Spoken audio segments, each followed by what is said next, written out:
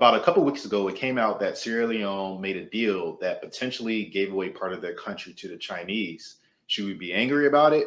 By the end of this video, I'll explain the situation and share my thoughts on why anger may be the wrong emotion to have.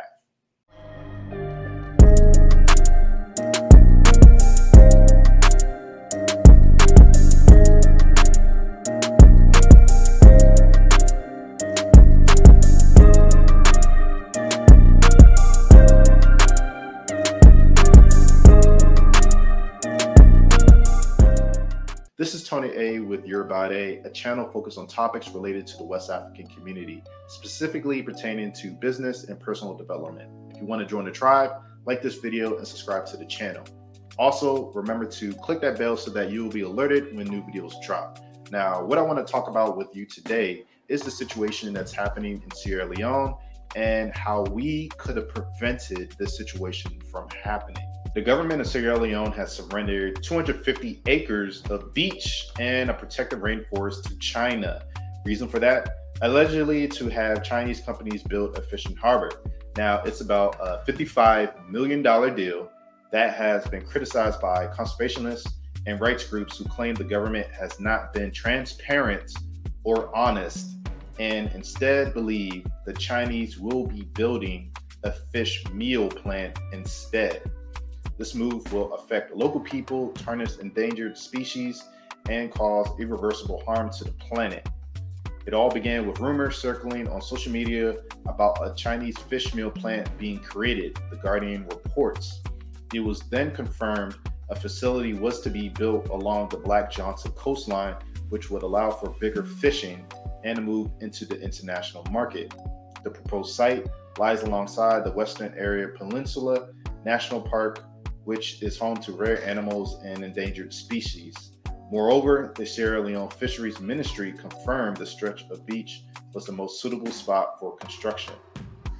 As a result, a host of environmentalist groups penned their frustrations with the government, and according to The Guardian, they're demanding studies and assessments into the social and ecological impact this move can have. However, the ministry said it would offer a funding package to affected landowners in the region. So I'll give you all a bit of education on the difference between a fish meal plant and a fish harbor. What a fish meal plant does is basically dry and grind up fish or fish waste to create high protein pellets called fish meal. They are used primarily for a protein supplement in the booming industry of aquaculture, fish food, and animal feed. Chemicals used in creating this fish meal is pumped out of the factory's wastewater that then pollutes the surrounding environment. Not only that, you need massive quantities of fish to get the desired output. So this roughly equates to about 10 pounds of fish to produce 2 pounds of fish meal. A fish harbor is a complex of facilities that acts as an interface between the capture of fish and its consumption, sort of like a fish market. Just so you know, there's already a presence of fish meal plants in West Africa that are causing major issues for the people. For example, in the Gambia, the community actually burned down part of a fish meal plant back in March of this year. That Chinese-owned fish meal manufacturer is called Golden Lead, and you could go ahead and look that story up if you like. So, how many times have we heard these kinds of stories? Basically of us being victims. Well, have you ever thought about it being our fault these stories keep on happening? So you might be thinking, Tony, what do you mean by it being our fault? Well, these 250 acres of land were acquired for about $55 million from the Chinese. That's not a lot of money when you put it in perspective, especially considering that from the years of 2010 to 2020, Sierra Leoneans abroad actually sent back $620 million in remittances. So think about this. How many times do you actually study the way you spend your money? I know for me personally, over the weekend, I use my card swipe all the time, and I actually get nervous when Monday comes around because I know all those charges are gonna hit on that Monday. And when it does hit, I'm just like, damn, how did I spend this much money over the weekend? So maybe for some people, it's just spending money on fast food clubs, bottle service, tables, whatever you're spending it on, that money that we're spending is the grant money that we can be using to buy up this type of land or do some type of developments in our home countries. So that's just something to think about. But instead, what we do with our money is really give it to other groups of people that don't really show us mutual respect. And that definitely has to change. Now, the question that comes up is, okay, who's going to solve the problems in the country? It's supposed to be the government that solve those issues. And my response to it is the government can't solve all the economic problems or the infrastructure problems in a country. They can only do a limited amount of really maintaining their own buildings, but it's the private sector that has to come in and actually do what they need to do. Now, I guess you could kind of see it as, or I see it as, we all have failed. We talk a good game online. We try to rep our flags, but if someone was to just shine a light on our contribution over a 10-year period of how much we contributed to our countries, I think it's fair enough for them to say that we're just hypocrites. We talk online how much we love our country, but we're not really doing anything that's sustainable. So I don't like seeing stories like this of sad and just being taken advantage of, but I think it is important to see where we're lacking so that we can grow from there and also gain some type of humility. However, I do try to post stories about us doing well, entrepreneurs. I post it on a channel so that we all see the different side of, us actually doing very well in West Africa, Africa itself, the continent. I want to show those stories so that it just balances what's going on and it gives people a blueprint of what is also possible.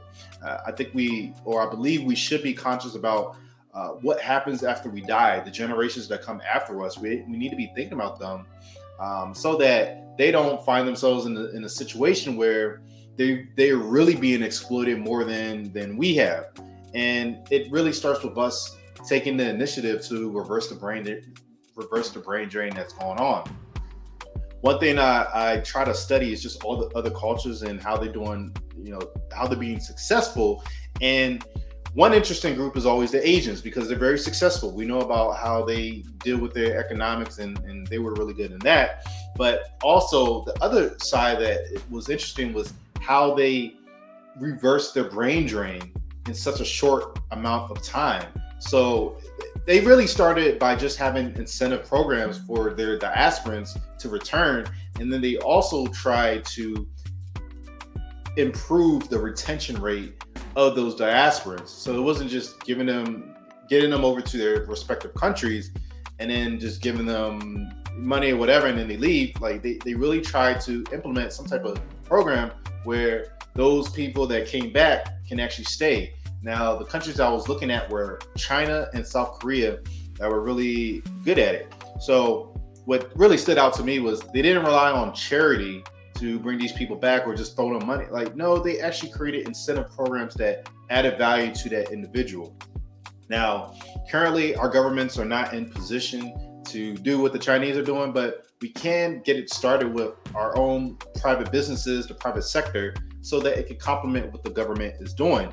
And in a sense, we can create our own economies if we are visionary enough in our approach. So think about this. Imagine if we had the funds to develop and create our own research and development programs when it comes to healthcare, when it comes to technology. What else can we do? When it comes to just security, imagine funding security teams or security programs where they are trained properly on how to deal with terrorism. We hear about the Fulani herdsmen that's running around, at least in Nigeria, other West African countries where they're having issues with security. Imagine if we have funds where we train our people on how to really combat, how to shoot guns, how to maintain guns, and have the intelligence to see what the enemy is doing. So it's very possible. But what I usually get is a lot of naysayers that say, oh, this is impossible. This isn't really it's not realistic. And, just insert your critique there. Well, I'm not cut from that same cloth as them. I do believe that we are capable human beings. We are very intelligent. We've had empires in the past. We can bring it back again if we just come together and think as a unit, think as a team, then we can get it done.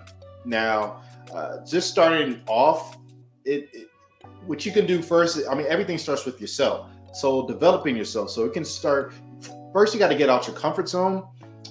And that can just be going to different social events. There's a app called meetup.com where you can meet people with the same type of interest and just meet new people. You can start reading more books. A lot of us just read books only when it pertains to our job or our schooling. Read books outside of that can actually give you skills to be a better functioning, secured adult. So that's another way you can do it. The whole point is you can't be complacent in life. And if you really want to get far, you got to know how to try stuff that you haven't tried before, get out your comfort zone, because that's the only way you're going to thrive. So this channel is all about solutions, and I'm going to give you 2 ways that you can get things started. So the first way is just to acknowledge that really about 10% of us are going to get this information. We're going to understand it and we're going to act on it. We don't need everyone. Everyone ain't going to make it. That's just how it is. That's just life. We got to keep on moving.